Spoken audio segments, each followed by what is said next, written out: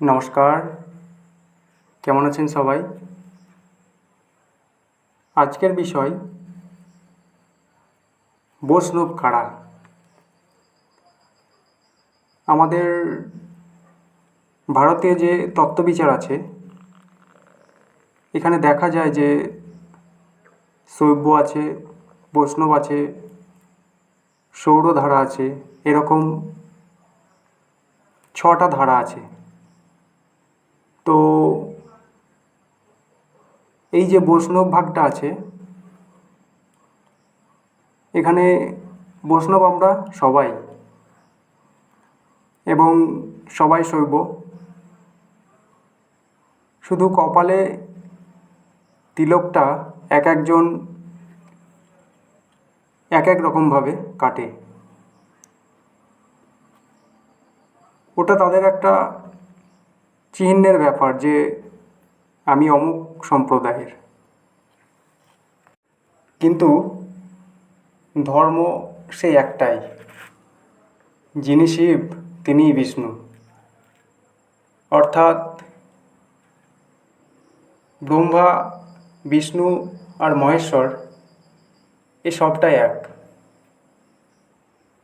আমাদের চিন্তাভাবনার তফাতে, আমাদের রুচির তফাতে, ব্যবহারের তফাতে তারা বহু হয়ে গেছে।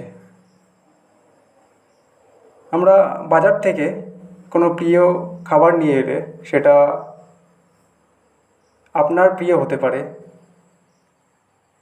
অন্যজনের অপ্রিয়ও হতে পারে, এবং খাবার তৈরি করার যে প্রণালী সেটাও আবার এক একজনের কাছে এক এক রকম হতে পারে।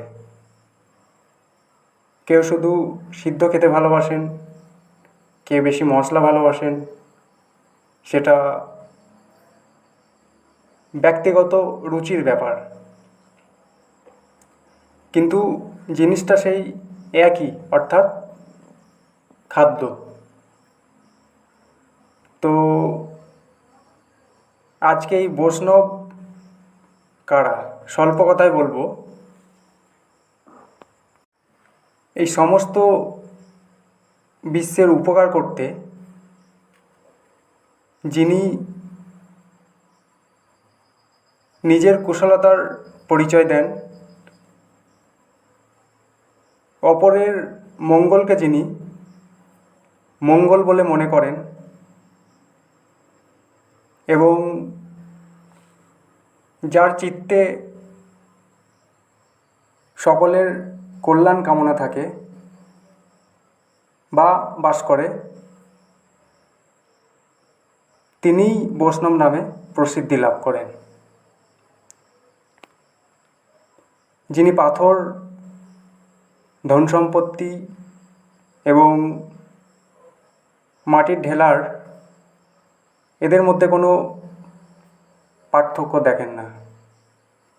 যিনি মিত্র, বন্ধু, শত্রু, ভাই সবাইকে সমান ভাবেন, তিনি নিশ্চিত বৈষ্ণব। যিনি অপরের গুণ এবং গুণরাশিতে প্রসন্ন থাকেন এবং পরের দোষকে ঢেকে রাখেন, পরিণামে সবাইকে সুখ দিতে পারেন এবং সর্বদাই ঈশ্বরের প্রতি ভক্তি রাখেন,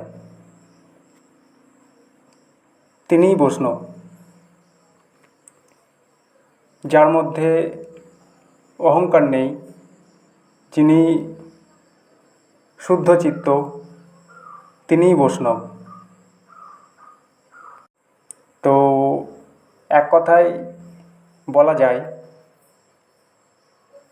যারা জ্ঞানী তারা সর্বকালে সর্বজগতে সর্বজীবে সর্বধর্মে শ্রদ্ধা, ভক্তি এবং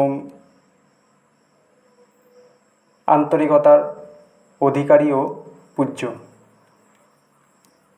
আমাদের মনে রাখতে হবে, পূজা মানে সম্বর্ধনা, আরাধনা, উপাসনা,